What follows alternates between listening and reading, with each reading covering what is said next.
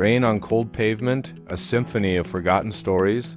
For him, every drop was a reminder of the chill that had settled deep in his bones, a cold that had nothing to do with the weather. He sat there, a ghost on a city street, his world shrunk to the few feet of sidewalk he called home. The glow of the streetlights blurred through the rain on the windows of passing cars, each one a life moving forward, leaving him behind. His eyes, heavy with the weight of countless sleepless nights, reflected the city's indifferent lights. He wasn't just tired of being awake, he was tired of being. He'd learned to make himself small, invisible, a footnote in a story no one was reading. Hope? That was a luxury for people with warm beds and full stomachs. For him, there was only the endless cycle of night and day, hunger and cold. The world was a river, and he was a stone at the bottom, watching it all flow by. Then a shadow fell over him, different from the others. He looked up, expecting the usual hurried glance of pity or disgust. But this was different.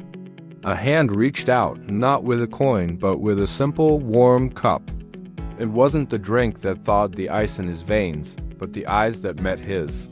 They held no judgment, only a quiet understanding. A voice, calm and steady, cut through the sound of the rain. "It doesn't have to be this way," the stranger said. Just a few words, but they landed like a spark on dry tinder. For the first time in a long time, someone saw him. Not the grime, not the tattered clothes, but the person underneath. That small act of kindness, that simple human connection, was a key turning in a lock he thought had rusted shut. The stranger didn't offer a miracle, just a moment of warmth, a seed of possibility. As the stranger walked away, the man was left alone with his thoughts. But something had shifted. The rain still fell, but now it seemed to be washing something away. He saw his life flash before him, a montage of wrong turns, missed opportunities, and walls he had built around himself. He remembered the boy he used to be, full of dreams that now felt like they belonged to someone else. He saw the moments where pride, fear, and despair had pushed him further down. The faces of people he had let down, the promises he had broken to himself. Each memory was a painful echo, a ghost whispering his failures. But this time, he didn't run from them. He faced them right there on that wet sidewalk.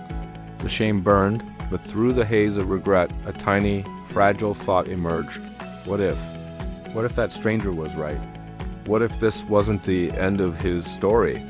As dawn broke, the first rays of sunlight pierced through the gray clouds, painting the city in shades of gold and orange.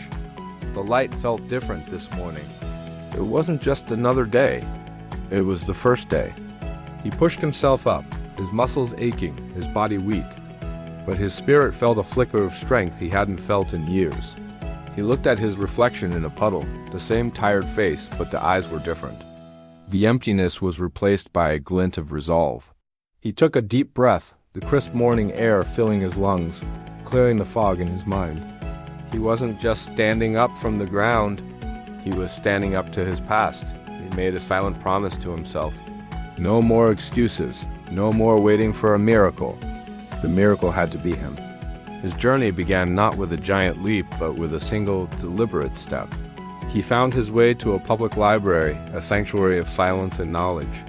The pages of books became his new companions, their words a ladder out of the pit he'd been in. He read everything he could, feeding a mind that had been starved for too long. He started exercising, pushing his body to reclaim its strength, each drop of sweat a testament to his new commitment. He took on small jobs, any work he could find, his hands rediscovering the dignity of labor. It was a slow, grueling process. There were days of doubt, moments when the old despair crept back in.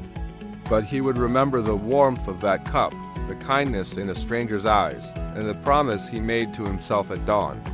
He was rebuilding his life, brick by painful, glorious brick. With each passing day, the transformation became more visible. The grime was washed away, replaced by the clean lines of a man who cared for himself. His posture straightened, his shoulders no longer slumped in defeat, but held with a quiet confidence. The fear in his eyes was gone, replaced by a steady, focused gaze. He learned to smile again, a real smile that reached his eyes. He wasn't just surviving anymore. He was living. He reconnected with the world, no longer an invisible ghost, but an active participant. He had found his strength not in what others gave him, but in what he discovered within himself. He had learned that true wealth wasn't in a pocket, but in purpose. Now, he stands on a balcony high above the city. The maze of streets that once imprisoned him now looks like a map of possibilities. The distant streetlights are no longer symbols of his loneliness, but stars in his own universe.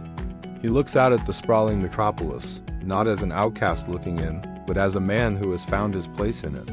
He is a testament to the power of a single decision, the resilience of the human spirit.